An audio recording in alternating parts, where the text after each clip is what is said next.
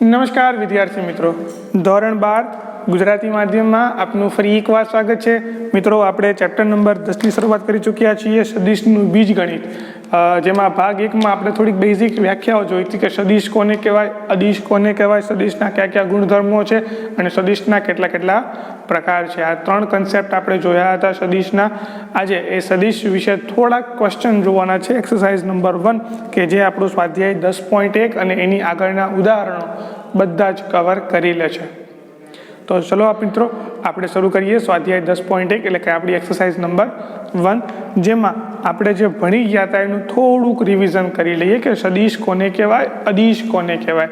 તો કે જે રાશિમાં માત્ર ને માત્ર માન જ હોય તો એને શું કહેવાય, અદિશ કહેવાય. અને જેમાં દિશા સાથે માન આવે તો શું કહેવાય, એને સદિશ. દિશા સાથે છે એટલે સદિશ, બરાબર છે. અને સદિશના કયા કયા ગુણધર્મો છે તો કે સદિશનો ગુણધર્મ તો પહેલાં એનું માન હોય, એની દિશા હોય અને એનો કોઈ ભાગ પણ આપણે એને રિપ્રેઝન્ટ એટલે કે એને રજૂ કરી શકીએ. એટલે કે 3 ગુણધર્મો છે, માન, દિશા અને ભાગ. ત્યારબાદ આપણે જોયું હતું સદિશના કેટલાક પ્રકારો.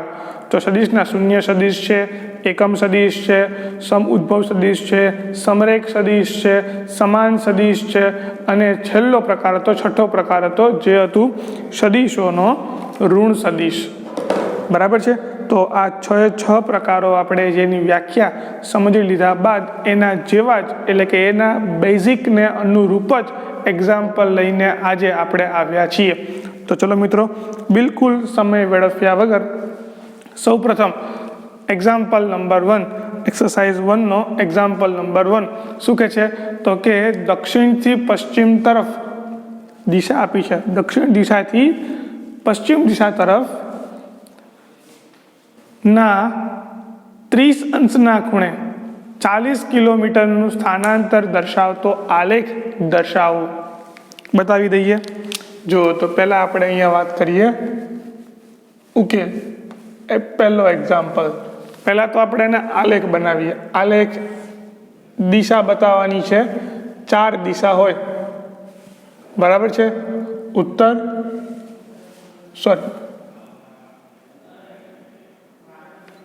ઉત્તર, દક્ષિણ, પૂર્વ અને પશ્ચિમ, east, west, north and south.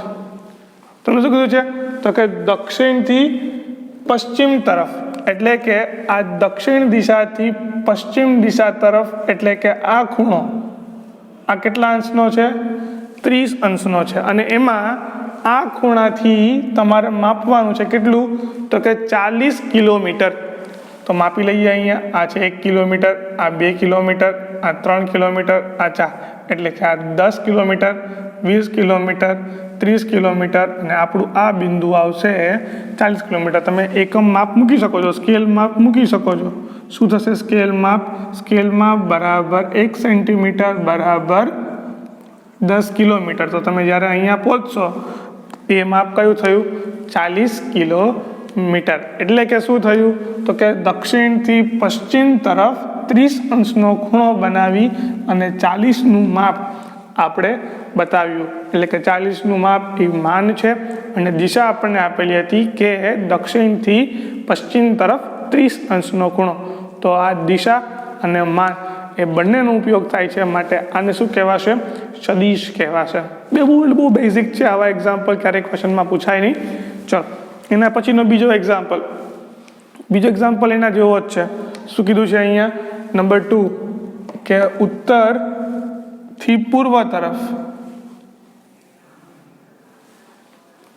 એટલે કે આ east, west, north and south. North એટલે કે ઉત્તરથી પૂર્વ તરફ એટલે કે આ ખૂણો, આટલો ખૂણો કેટલો છે, 30 અંશનો. અને એમાં પણ 40 કિલોમીટર એટલે કે અહીંયા 10, 20, 30, આ 40 નખલો. અહીંયા 10 કિલોમીટર, 20 કિલોમીટર, 30 કિલોમીટર અને 40 કિલોમીટર. સ્કેલ આપી દો.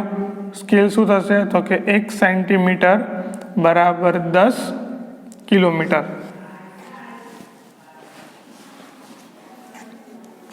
લ્યો, આ તમારા થયા પહેલો અને બીજો એક્ઝામ્પલ. બંને એક્ઝામ્પલ એક સરખા જેવા હતા એટલે આપણે બંને એક્ઝામ્પલ એક સાથે જ જોઈ લીધા છે ને, સાવ સહેલું. ચલો, ત્યારબાદ એક્ઝામ્પલ નંબર 3. નંબર 3 જુઓ તો શું કહે છે અહીંયા, તો કે નંબર 3માં કીધું છે કે નીચે આપેલા માનને અથવા માપને અદિશ અને સદિશમાં વર્ગીકૃત કરો. એટલે કે મારે 2 ભાગમાં વેચવાના છે કે ભાઈ સદિશ છે કે અદિશ છે. બરાબર છે. ચાલો સૌ વહેલું તો કે આપણે આને કામ કરી ટેબલ બનાવી દઈએ.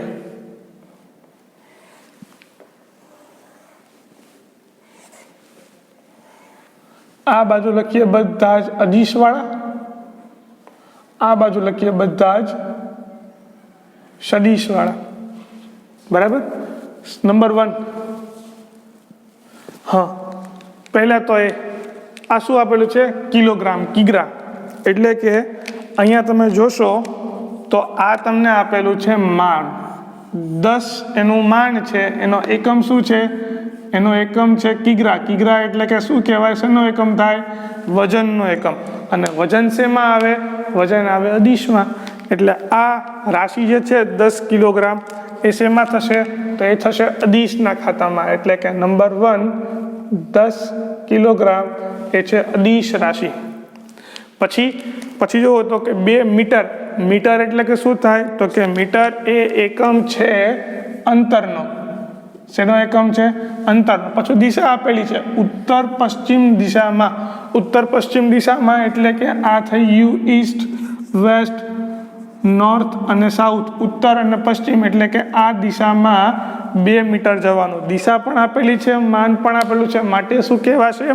સદિશ કહેવાશે. જો અંતર છે પણ દિશા સાથે આવે છે એટલા માટે આપણે એને સદિશમાં કહેશું. ખાલી માત્ર ને માત્ર 10 કિલોમીટર કીધું હોત અથવા તો તમને માત્ર ને માત્ર 2 મીટર કીધું હોત તો એ અદિશમાં જાત. પણ જો દિશા આવે તો આપણે એને શું કહેશું? એ સદિશ રાશિ છે તેમ કહેવાય. એટલે કે અહીંયા નંબર 2 અહીંયા આવી જશે સદિશમાં. શું કીધું છે? 2 મીટર ઉત્તર પશ્ચિમ દિશામાં. ચાલો એના પછી છે 40 અંશ સેલ્સિયસ કે 40 અંશ. તો જુઓ તમે અહીંયા ઉપર જે અંશ બતાવે છે એ શું બતાવે તમને? અહીંયા એ બતાવે તાપમાન. તાપમાન શેમાં આવશે? તાપમાન આવશે અદિશ રાશિમાં. એટલે કે નંબર 3 40 અંશ સેલ્સિયસ એ છે તાપમાન. તમે લખી શકો છો કાઉન્સમાં તાપમાન. ચલો એના પછી વોટ. વોટ શેમાં આવશે? તો કે વોટ એ એક ઉર્જાનો એકમ છે.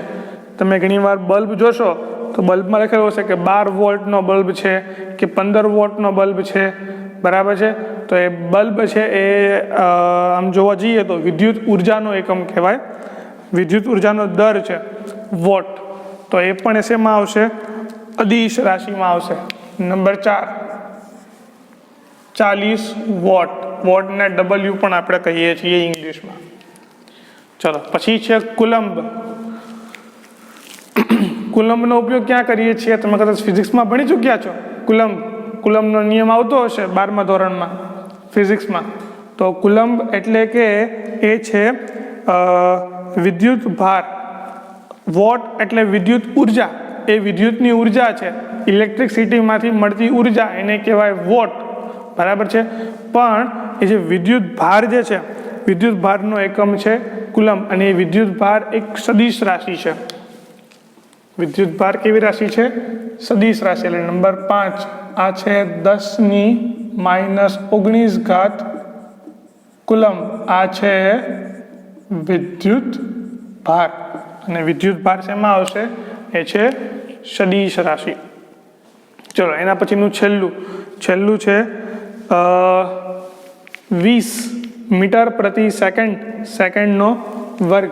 હવે મીટર પ્રતિ સેકન્ડનો વર્ગ એટલે કે અંતરના છેદમાં સમયનો વર્ગ. અંતરના છેદમાં સમય એટલે કે વેગ. અને એનો પણ પાછો ભાગાકાર કરવાનો સમય સાથે. એટલે કે અંતર એના છેદમાં સમય. એટલે આ સૂત્ર કયું શેનું થયું? વેગનું.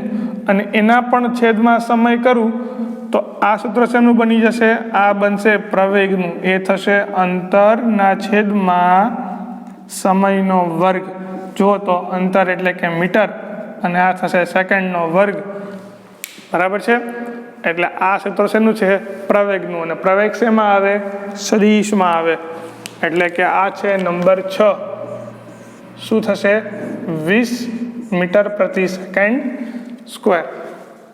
બરાબર. એ શેનો એકમ છે? આ એકમ છે પ્રવેગનો. અને પ્રવેગ હંમેશા આપણે સદિશ રાશિમાં લઈશું. તો આ તો આપણો એક્ઝામ્પલ નંબર 3. સેમ એના જેવો ને જેવો એક્ઝામ્પલ છે. ચલો એ પણ આપણે અત્યારે જ ગણીએ. નંબર 4. એમાં પણ એવું જ છે. શું? સદિશ અને અદિશમાં આપણે એને વર્ગીકૃત કરવાનું છે. તો ચલો એને પણ આપણે સદિશ અને અદિશમાં વર્ગીકૃત કરી દઈએ. એ તમારું ઉદાહરણ નંબર 2 છે. આપણે સિક્વન્સમાં લઈએ છીએ એટલે નંબર 4 આવે છે એટલા માટે. ચાલો નંબર 4. સદિશ અને અદિશમાં જ વર્ગીકૃત કરવાનું છે. આના પણ આવી રીતે 2 ટેબલ બનાવી લઈએ આપણે. એક બાજુ લખીએ સદિશ, બીજી બાજુ લખીએ આપણે અદિશ. નંબર 1 શું છે? અહીંયા 5 સેકન્ડ. સેકન્ડ એટલે શું બતાવે? સેકન્ડ એટલે આ બતાવે તમને એકમ સેકન્ડ. એ બતાવશે શેનો એકમ છે? સમયનો એકમ છે. બરાબર. અને સમય શેમાં આવશે? અદિશમાં આવશે. તો નંબર 1 આવશે અદિશના ખાતામાં. એ શું છે? 5 સેકન્ડ. આ છે સમય. ચલો એના પછી છે 1000 સેન્ટીમીટર ઘન. હવે સેન્ટીમીટર ઘન એટલે કે આ છે ઘનફળ. ઘનફળનો એકમ હંમેશા મીટર ઘન, સેન્ટીમીટર ઘન, કિલોગ્રામ ઘન, ગ્રામ ઘન. બરાબર છે? આવી રીતનું આવશે. કિલોગ્રામ ઘન, કિલોમીટર ઘન. તો કે આ છે ઘનફળનો એકમ. થોડુંક ફિઝિક્સ બેઝ છે એટલા માટે. એટલે કે નંબર 2 પણ શું આવશે? અદિશમાં. આ થશે 1000 સેન્ટીમીટર ઘન. એટલે આ છે ઘનફળ. ચલો એના પછી નંબર 3 ન્યૂટન. હવે ન્યૂટન એકમ કોનો છે? તો કે ન્યૂટન એકમ છે બળનો. ન્યૂટનના નિયમો છે ને એ બળ ઉપરના નિયમો છે. ફિઝિક્સમાં તમે ભણી ચૂક્યા છો. તો કે આ ન્યૂટનના નિયમ બળનો એકમ કહેવાય ન્યૂટન.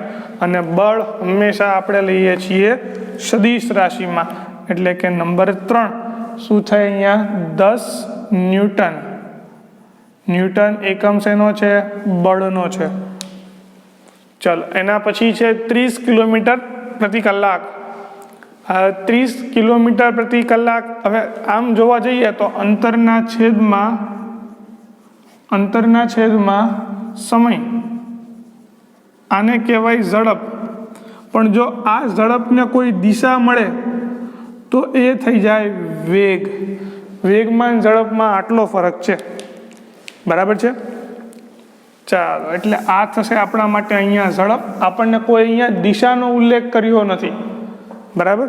એટલે આ થશે આપણા માટે અદિશમાં. જો દિશા આપેલી હોત તો આપણે કહેત કે ભાઈ આ છે એ સદિશ રાશિ છે, પણ દિશા આપેલી નથી. એટલે આ થશે 10 કિલોમીટર પ્રતિ કલાક. એટલે આ થશે ઝડપ, વેગ નહીં થાય. ચલો એના પછીનું નંબર 5 10 ગ્રામ એના પ્રતિ સેન્ટીમીટર ઘન. એટલે આ છે સૂત્ર ઘનતાનું. આનો એકમ જે છે ગ્રામના પ્રતિ સેન્ટીમીટરનો ઘન. આ એકમ છે ઘનતા. અને ઘનતા એ આવશે સદિશ રાશિ. નંબર 5 10 ગ્રામ પ્રતિ સેન્ટીમીટર એનો ઘન. અને આ એકમ છે ઘનતાનો. કે કિલોગ્રામના છેદમાં મીટરનો ઘન એમ પણ ઘણીવાર આવી શકે છે. મીટરના છેદમાં કિલોગ્રામના છેદમાં મીટરનો ઘન. તો આ એકમ થશે ઘનતાનો. અને સૌથી છેલ્લું ઘનતા અદિશ છે, મારી ભૂલ થઈ. મારી ભૂલ થઈ, ઘનતા અદિશ છે.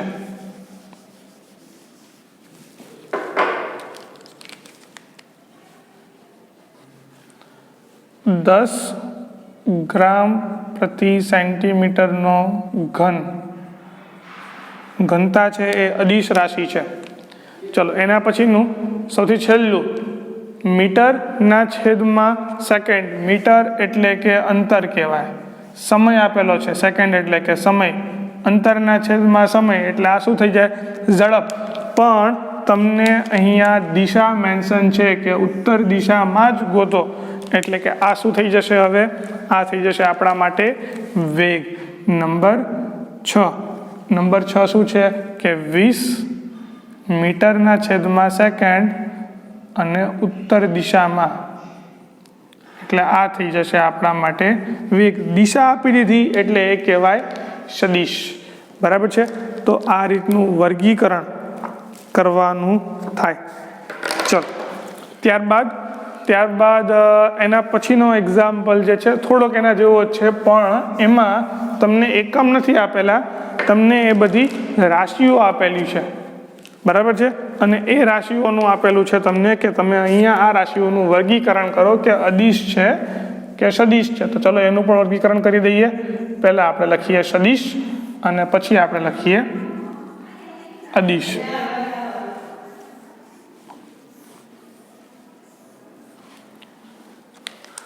ચાલો, નંબર 1 સમયગાળો એટલે કે સમયને આપણે ક્યાંય નોંધેલો છે, જુઓ તો ક્યાં છે સમય?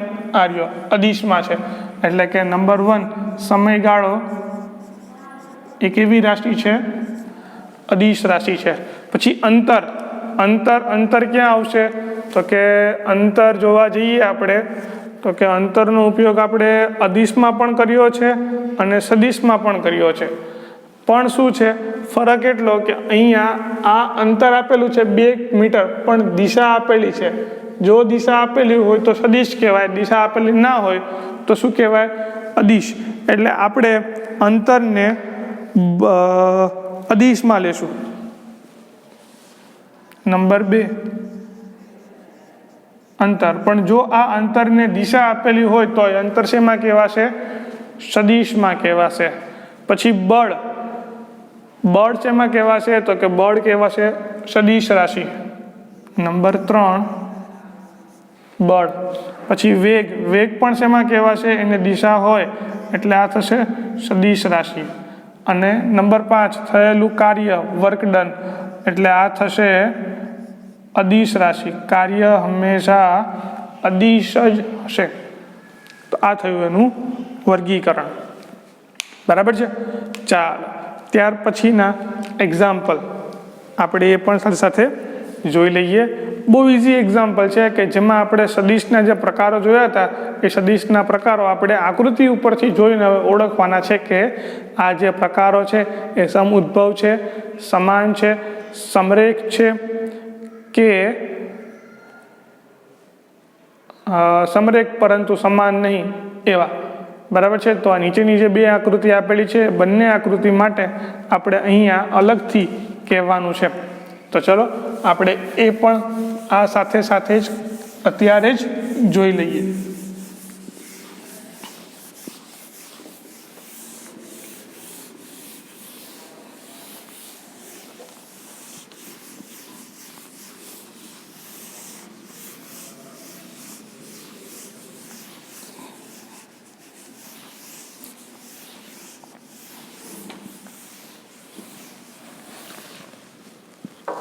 જો આકૃતિ બીજી વાર દોરતો નથી, પણ આપણે સમજીએ આકૃતિમાં જ છે. શું કીધું છે? તો કે આપણે પહેલા કહેવાનું છે નંબર 1 શું? તો કે સમઉદ્ભવ સદિશ કોને કહેવાય? તો કે પહેલા આપણે વાત કરીએ આકૃતિ 1ની, અને એમાં હું બતાવું છું સમઉદ્ભવ સદિશ કોને કહેવાય? તો કે આકૃતિ 1 તમે જોશો અહીંયા સમઉદ્ભવ સદિશ એટલે શું કહેવાય? તો કે જેનું પ્રારંભ બિંદુ એક જ હોય, કોમન હોય બંને સદિશમાં. તો તમે જોઈ શકો છો તો કે આ જે સદિશ જે છે અહીંયા આ સદિશ પણ છે અને આ સદિશ પણ છે. બંનેનું પ્રારંભ બિંદુ કેવું છે? એક કોમન છે, એટલે કે બંનેની પૂંછડી એક બિંદુ ઉપર આવેલી હોય તો આવા સદિશોને શું કહેવાય? આને કહેવાય સમ ઉદ્ભવ સદિશ। તો અહીંયા સમ ઉદ્ભવ સદિશ કયા થશે? તો કે આ એ સદિશ અને સદિશ ડી, સદિશ એ અને સદિશ ડી એ કેવા છે? સમ ઉદ્ભવ સદિશ છે। પછી નંબર 2 કયું છે? સમાન સદિશ। સમાન સદિશ કોને કહેવાય? તો કે સમાન સદિશ એટલે કે બંનેના પ્રારંભ બિંદુ અને અંતિમ બિંદુથી લઈને દિશા પણ સેમ હોય અને બંનેનું માન પણ શું હોય? સરખું હોય। તો એને શું કહેવાય? સમાન સદિશ કહેવાય। તો અહીંયા સમાન સદિશ જુઓ તો કયા થવાના? તો કે આનું પ્રારંભ બિંદુ અહીંયા છે, જ્યારે આનું પણ પ્રારંભ બિંદુ કયા છે? અહીંયા છે। બંનેની દિશા કઈ છે? આ બાજુ। જો બંને અહીંયા એરો મારે છે, બંનેની લંબાઈ પણ કેવી થવાની? સરખી, કારણ કે લંબચોરસ આકૃતિ બનાય છે, બરાબર છે? એટલે કે લંબાઈ અને લંબચોરસમાં સામસામેની બાજુ કેવી હોય?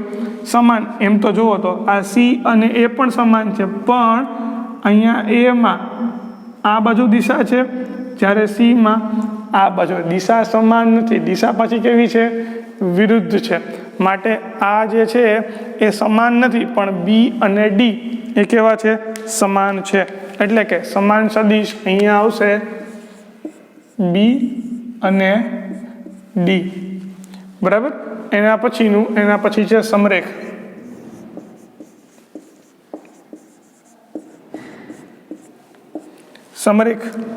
સમરેખ કોને કહેવાય? સમરેખ એટલે કે એક જ સમાંતર રેખાઓની જોડ વચ્ચે આવેલા બે સદિશો, બરાબર છે? અને જેની દિશા અલગ અલગ હોઈ શકે, માન પણ અલગ અલગ હોઈ શકે, જરૂરી નહીં કે માન સેમ જ હોય। તો જો તમે અહીંયા તો કે પાછા સમાન લેવાના નથી। જો સમાન લેવાના કીધા હોત તો આપણે આ બેનો ઉલ્લેખ એમાં કરત, કારણ કે જો એક સમાંતર રેખા વચ્ચે આવેલા છે એટલે કે બંને પરસ્પર સમાંતર છે। પછી અહીંયા આ બંને પણ પરસ્પર સમાંતર છે, પણ ભલે દિશા અલગ અલગ હોય, બરાબર છે?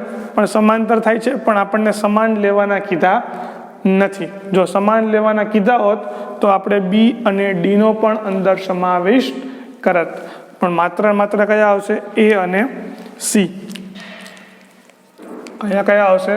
તો કે એ અને સી સદિશ એ બંને સમરેખ છે પણ સમાન નથી। અને જો સમાન લેવાના કીધા હોત, આપણે પ્રશ્ન ફેરવી દઈએ હવે, જો સમાન લેવાના કીધા હોત તો કયા થાત? તો આ જોડ થઈ અને નંબર 2 એ શું થવાનું? તો કે બી અને ડી પણ સમરેખ છે અને પાછા સમાન પણ છે, બરાબર છે? એટલે કે કોઈ પણ સમાન સદિશ એ સમરેખ પણ હોઈ શકે ખરા, જરૂરી નહીં હોય જ તે, પણ કોઈ કેસમાં હોઈ શકે પણ ખરા। ચલો, એમાં આકૃતિ બીજી,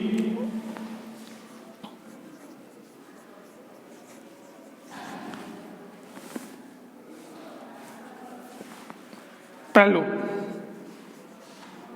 સમ ઉદ્ભવ,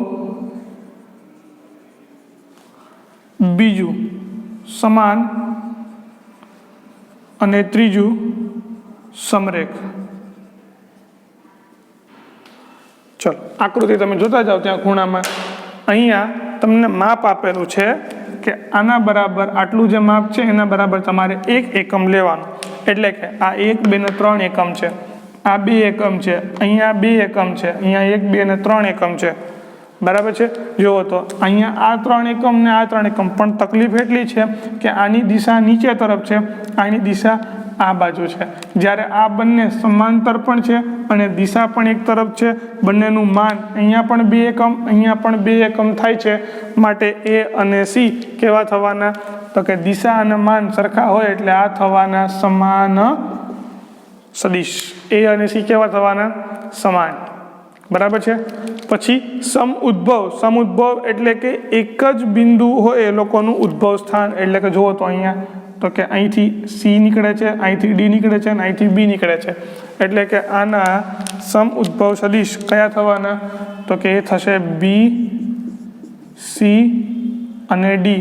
આ ત્રણ શેમાં થવાના? સમ ઉદ્ભવ સદિશ। અને સમરેખ કયા થવાના? સમરેખ એટલે કે આમ જોવા જઈએ તો એક અર્થ એવો પણ થાય, સમરેખ એક જ રેખા ઉપર આવેલા અથવા તો સમાંતર પણ કહી શકાય એને, બરાબર. તો સમાંતર કોણ કોણ છે? તો કે જુઓ તો આ એ અને સી સમાન છે, સમરેખ છે, અને સી અને ડી પણ છે સમાન, અને એને પણ સમાન થાય, એટલે કે એ સી અને ડી આ ત્રણેય કેવા થવાના? સમરેખ. સમરેખની એક ખાસિયત છે, આ એક જ રેખા ઉપર છે પણ બંનેની દિશા કેવી છે? અલગ અલગ. દાખલા તરીકે જો આ ઉત્તર દિશામાં હોય અરે આ પૂર્વ દિશામાં હોય તો આ થાય પશ્ચિમ દિશામાં. દિશા અલગ અલગ થઈ જાય પણ સમરેખ તો છે જ, બરાબર. એટલે આ સમરેખ થશે કયા કયા? એ સી અને ડી. એ સી અને ડી આ ત્રણ સદિશ કેવા થવાના? સમરેખ થશે. ચલો ત્યારબાદ નંબર 7. નંબર 7 શું કહે છે? હા જો ખરા ખોટામાં પહેલું જ ખરા ખોટું અહીંયા આપેલું છે એવું કે એ અને માઇનસ એ સમરેખ છે. હવે આપણે માઇનસનો મિનિંગ શું થયો? તો કે આ બાજુ જો એ બાર હોય તો આ બાજુ શું કહેવાય? માઇનસ એ. અને સમરેખ છે તો કે હા સમરેખ છે, માટે આ વિધાન કેવું છે? સત્ય છે. પછી તો કે બે સમરેખ સદિશો હંમેશા સમાન માનવાળા હોય છે. સમરેખ સદિશો કેવા હોય? સમાન માનવાળા. આ જો આ એક્ઝામ્પલ જો અહીંયા એ અને સી આ બંને કેવા છે? સમરેખ છે, બરાબર છે. અને એ બંને સમાન માનવાળા છે તો કે હા છે ને.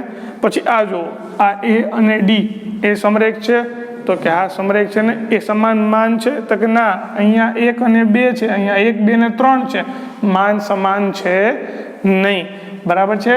એટલે આ સમરેખ સદિશો સમાન માનવાળા હોય તે ના પણ હોય, એટલે આ વિધાન કેવું છે? ખોટું છે. પછી કીધું છે કે સમાન માનવાળા બે સદિશો સમરેખ છે. સમાન માનવાળા બે સદિશો કેવા છે? સમરેખ છે. ઉદાહરણ આપીએ આપણે અને સમજી પણ લઈએ. તો જુઓ તો સમાન માન એટલે કે બંનેનું મૂલ્ય કેવું છે? સમાન. સમાન મૂલ્ય હોય એટલે કેવા કહેવાય? સમરેખ કહેવાય. તો કેવું જરૂરી નહીં, કદાચ સમાન મૂલ્ય હોય એ સમરેખ ના પણ હોય. કેમ? દિશા અલગ અલગ હોય તો. જેમ તરીકે અહીંયા તમે જોશો તો કે બીમાં 1 2 ને 3 અહીંયા 3 એકમ જ છે, અહીંયા પણ 3 એકમ છે, પણ બંનેની દિશા કેવી છે? અલગ અલગ છે. એટલે કે સમરેખ હંમેશા માન ઉપર આધારિત નથી, એ હંમેશા દિશા ઉપર આધારિત છે કે એ કેવી રીતે સમાંતર બને છે અથવા તો કેવી રીતે એક જ રેખા ઉપર આવે છે, બરાબર છે. એટલે કે આ સદિશો જો માન સરખા હોય તો કહી શકાય નહીં કે સમરેખ છે કે નહીં. એના પછીનો શું કહે છે? તો કે સમાન માનવાળા બે સમરેખ સદિશો સમાન માન છે. જોઈ લઈએ એક્ઝામ્પલ. જો આ એ અને સી એ કેવા હતા? સમરેખ હતા. પાછું બંનેનું માન પણ કેવું સરખું? કારણ કે લંબચોરસ તો બે સામ સામે બાજુ કેવી હોય? સમાન પણ હોય. તો કે આ બંને સમાન, પણ ના સમાન નહોતા. કેમ સમાન નહોતા? કારણ કે દિશા બંનેની કેવી હતી? વિરુદ્ધ હતી, બરાબર છે. માટે સમાન માન પણ હોવું જોઈએ અને સમરેખ સદિશની પછી દિશા પણ કેવી હોવી જોઈએ? સમાન હોવી જોઈએ. તો શું કહેવાય? એ સમાન સદિશ છે. માટે આ વિધાન પણ કેવું થશે? ખોટું થશે, બરાબર મિત્રો. તો આ સાથે આપણે આ એક્સરસાઇઝ નંબર 1 એ પૂરી કરીએ છીએ અને એના પછીનું આગળનું જે આપણે એક્સરસાઇઝ 1 પહેલાંની જે થોડીક થિયરી બાકી રાખી હતી એ થિયરી અત્યારે ડિસ્કસ કરીએ અને આગળ જે નવું ભણવાનું છે એનું પણ થોડીક થિયરી ડિસ્કસ કરી લઈએ, જેથી કરીને નેક્સ્ટ વિડીયોમાં આપણે એના એક્ઝામ્પલ ગણવાની વધારે અનુકૂળતા રહે. તો ચલો આપણે થોડીક થિયરી પોર્શન હવે જોઈએ.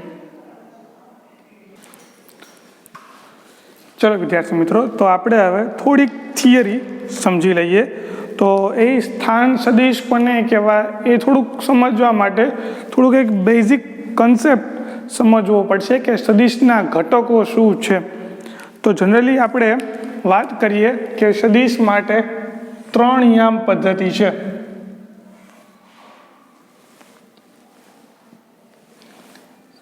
એક્સ, વાય અને ઝેડ, બરાબર છે.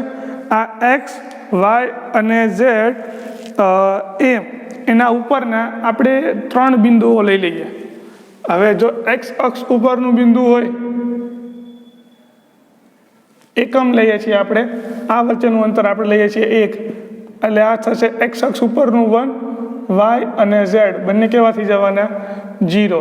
જો આ અક્ષ ઉપરનું એક બિંદુ લઉં એ કયું થવાનું 0, 1, 0. અને આ અક્ષ ઉપરનું બિંદુ લઉં ઝેડ અક્ષ ઉપરનું એ કયું થવાનું 0, 0, 1. આ ત્રણેય બિંદુઓ નામ આપી દઈએ આપણે. આને કહી દઈએ બિંદુ એ, આને કહી દઈએ બિંદુ બી, આને કહી દઈએ બિંદુ સી, અને આ છે આપણું ઉગમ બિંદુ ઓ. બરાબર છે. આ એ, બી અને સી એના જો હું સદિશો દોરું એટલે કે એ સદિશ કંઈક આવા થશે. સદિશ દોરું એટલે એ સદિશ કંઈક આવા થવાના. સદિશ દોરું એટલે સદિશ કંઈક આવા થશે. બરાબર છે. તો આ સદિશને આની દિશા, આ દિશા કઈ છે એક્સ અક્ષની દિશા, આ દિશા કઈ છે વાય અક્ષ દિશા, આ દિશા કઈ છે ઝેડ અક્ષની દિશા. તો એ ઉગમ બિંદુથી એક માપવાળા એટલે કે એકમ માપવાળા સદિશને શું કહેવાય એકમ સદિશ કહેવાય. જો તમે અહીંથી લઈને આનું માપ એ છે 1, અને માપ કેવી રીતે માપવું એ હું તમને શીખવાડું છું હમણાં પછી. એટલે કે આ થશે આઈ, અને આપણે એકમ સદિશને દર્શાવીએ છીએ ઉપર ટોપી પહેરાવીને. આ થશે જે, ઉપર ટોપી પહેરાવી દઈએ. આ થશે કે ઉપર ટોપી પહેરાવો. શું કામ? કારણ કે તેનું માન કેટલું છે 1. અને માન ગોતવા માટે આપણે હંમેશા ગોતવું પડે પહેલાં તો સ્થાન સદિશ, એટલે કે એનું સ્થાન કંઈક નક્કી કરવું પડે. તો સ્થાન સદિશની વ્યાખ્યા હવે આપણે સમજીએ કે સ્થાન સદિશ કોને કહેવાય. તો સ્થાન સદિશ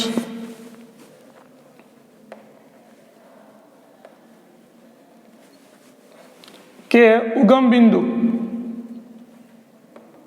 અવકાશનું બિંદુ લઈએ છીએ આપણે, એટલે કે 3 યામ પદ્ધતિમાં ઉગમ બિંદુ અને ઉગમ બિંદુ ઓ અને કોઈ બીજું બિંદુ, કોઈ પણ બિંદુ પી લઈ લઈએ. એ પી બિંદુ છે એક્સ, વાય અને ઝેડ, કે જેમાં એક્સ, વાય અને ઝેડ કંઈક વેલ્યુ છે.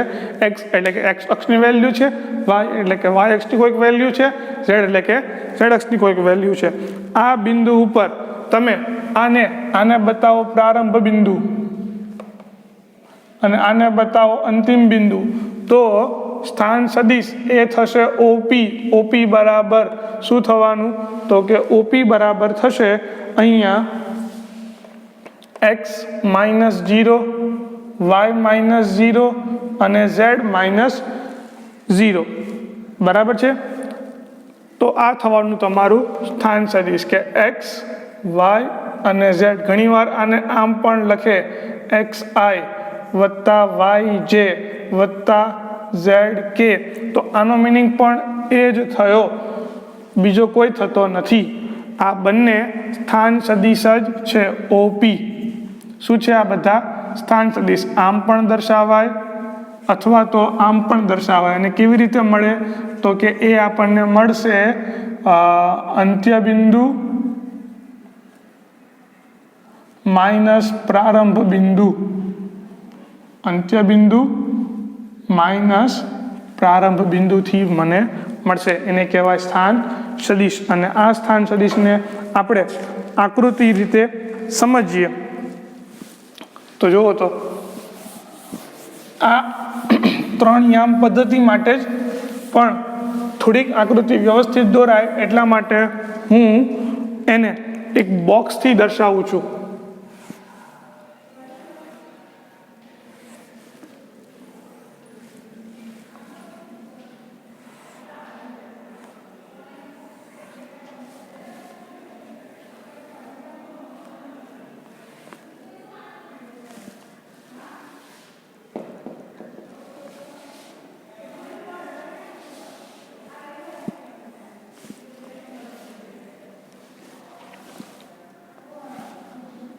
જો આ છે આપણી એક્સ અક્ષ, આ છે વાય અક્ષ અને આ છે ઝેડ અક્ષ. હવે તમને બોક્સનો આખો ગેટઅપ આપી દો.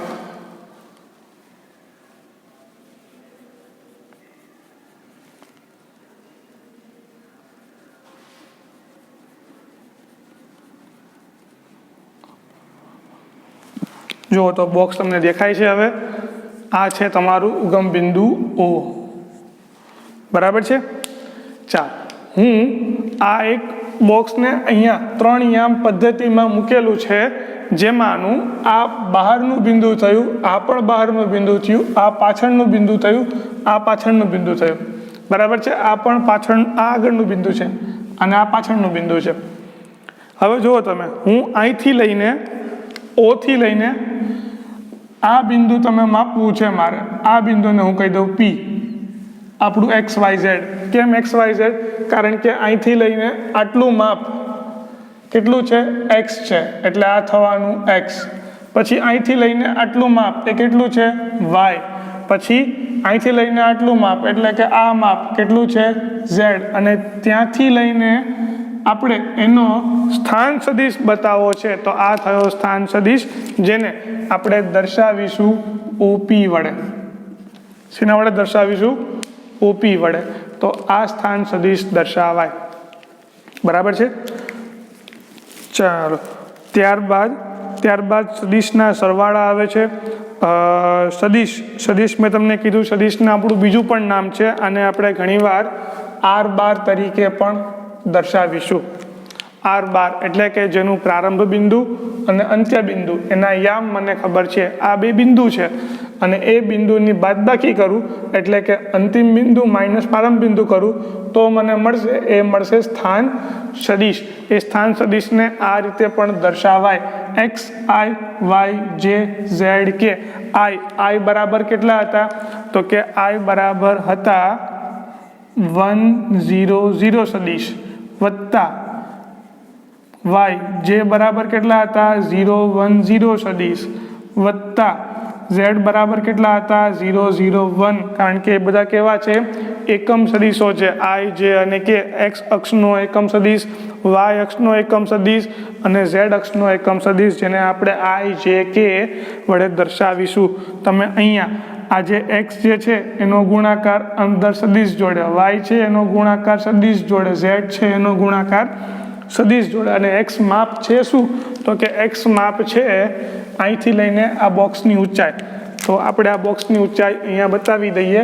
આ થઈ બોક્સની ઊંચાઈ, આ થઈ બોક્સની ઊંચાઈ. બંને ઊંચાઈ સરખી જ છે. બરાબર છે. આ પણ થઈ બોક્સની ઊંચાઈ, આ પણ થઈ બોક્સની ઊંચાઈ. તો મારે આ માપનું કામ હતું, એને મેં શું લીધું? X. પછી Y એટલે કે બોક્સની પહોળાઈ. તો જુઓ, તો આટલી બોક્સની પહોળાઈ થઈ. આ પાછળનું બિંદુ, આ Y, આ પણ Y અને આ પણ Y. બરાબર છે. અને હવે એની પહોળાઈ, ઊંચાઈ અને એની જાડાઈ, આ Z, આ Z, આ Z અને આ Z. જુઓ તો બરાબર દેખાય છે. હવે X, Y અને Z, અને આપણે આ બિંદુ લીધેલું છે. બરાબર. એટલે કે આટલું માપ જે છે એ આ માપ છે X.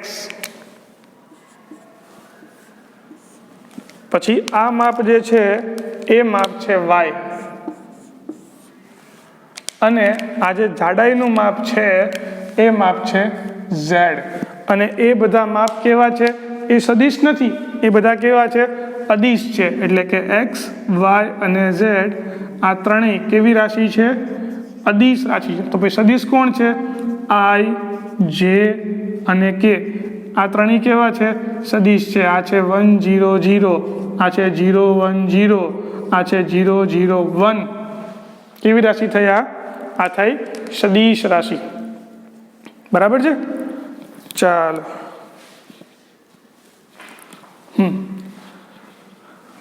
આ સદિશ, આ અદિશ. એટલે કે અહીંયા આપણે જે આ કરીશું એ શું કરશું? સદિશનો અદિશ ગુણાકાર. સદિશનો અદિશ એટલે કે આ જે અદિશ જે છે એ સદિશના બધા ઘટકો હારે ગુણાય. એટલે કે આ જે X જે છે એ બધા હારે ગુણાશે. એટલે કે X ગુણ્યા 1 એટલે કે X, X ગુણ્યા 0 એટલે કે 0, X ગુણ્યા 0 એટલે કે 0.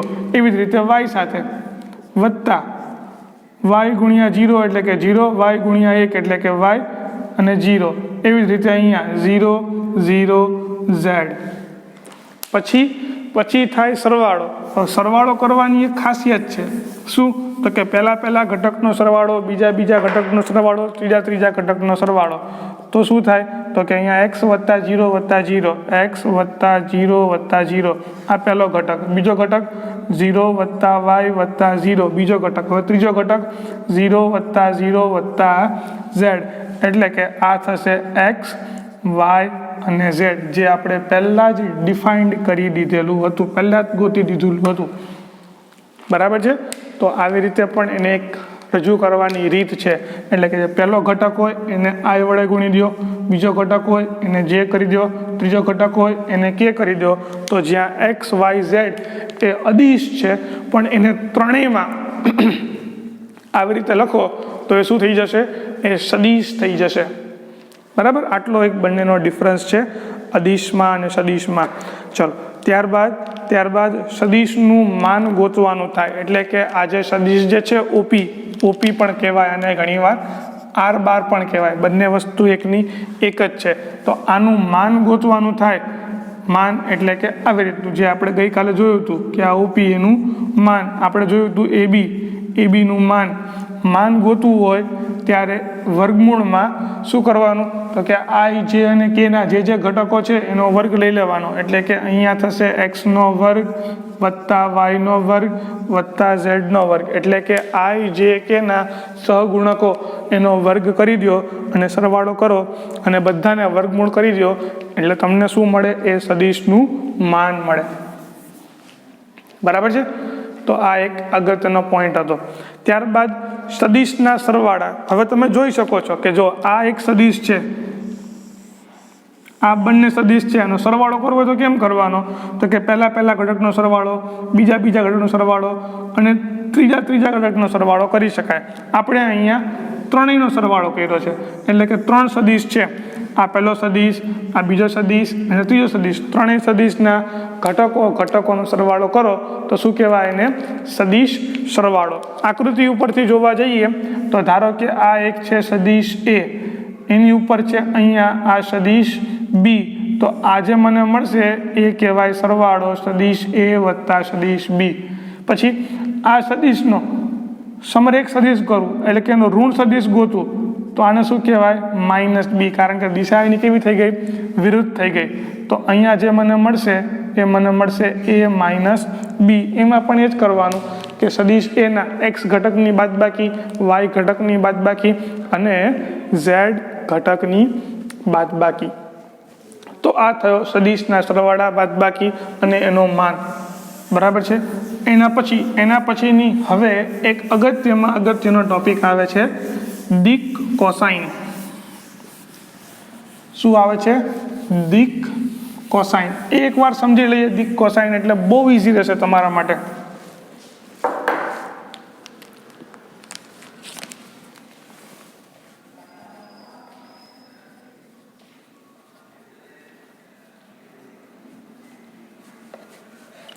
દિક કોસાઇન એટલે કે L, M અને N બરાબર વેલ્યુ. L, M અને N એટલે કે તો કે કોઈ એક સ્થાન સદિશ લઈએ આપણે OP, આકૃતિમાં બતાવેલો છે. એ OP નો x અક્ષ સાથે બનતો ખૂણો. હવે જુઓ તો OP ક્યાં છે આપણો? આ OP છે, આ OP છે. OP x અક્ષ સાથે જે ખૂણો બનાવે એને આપણે કહીએ આલ્ફા. પછી OP y અક્ષ સાથે જે ખૂણો બનાવે એને આપણે કહીએ બીટા. અને z અક્ષ સાથે જે ખૂણો બનાવે એને આપણે કહીએ ગામા. બરાબર છે? અને એ કિંમત આપણે ગોતવાની થાય. એટલે કે આ બરાબર L બરાબર થશે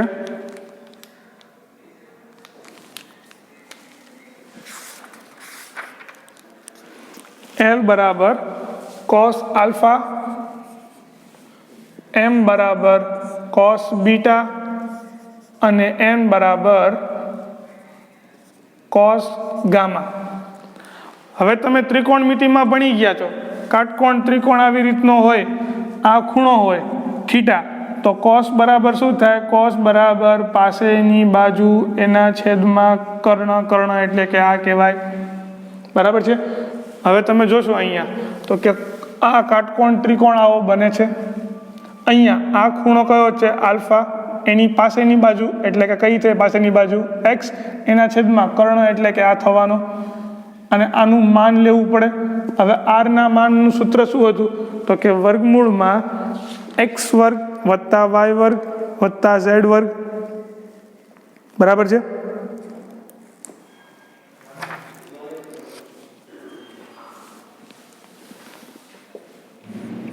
એક્સના છેદમાં આર આ થશે, વાયના છેદમાં આર જુઓ તો અહીંયા બીટા, પાસેની બાજુ એટલે આ કર્ણ એટલે કે એનું માન, અને આ થવાનું ઝેડના છેદમાં આર। ઘણીવાર આને આરનો માનાંક પણ કરવાય અથવા તો ખાલી આર એમના પણ દર્શાવાય, અને આ સૂત્ર થશે એક્સ એના છેદમાં વર્ગમૂળમાં એક્સ વર્ગ વત્તા વાય વર્ગ વત્તા ઝેડ વર્ગ, વાયના છેદમાં વર્ગમૂળમાં એક્સ વર્ગ વત્તા વાય વર્ગ વત્તા ઝેડ વર્ગ, અને ઝેડના છેદમાં વર્ગમૂળમાં એક્સ વર્ગ વત્તા વાય વર્ગ વત્તા ઝેડ વર્ગ। અને તમે અહીંયા એક અગત્યનું પરિણામ પણ છે દિક કોસાઇન સાથે સાથે, એ કંઈક આ રીતનું છે કે એલ વર્ગ વત્તા એમ વર્ગ વત્તા એન વર્ગ બરાબર 1 થાય। તો આપણે ઘણીવાર આ સૂત્રનો પણ ઉપયોગ કરીશું। તો આટલો એક બેઝિક કન્સેપ્ટ જે છે એ બેઝિક કન્સેપ્ટ અહીંયા આપણે રાખીએ છીએ, અને ત્યારબાદ નેક્સ્ટ વિડીયોમાં એના પછીનો ભાગ જે છે એ આપણે ડિસ્કસ કરીશું। તો અત્યારે માત્ર ને માત્ર આટલું જ। તો મિત્રો મળીએ આવતા ભાગમાં, ત્યાં સુધી આવજો।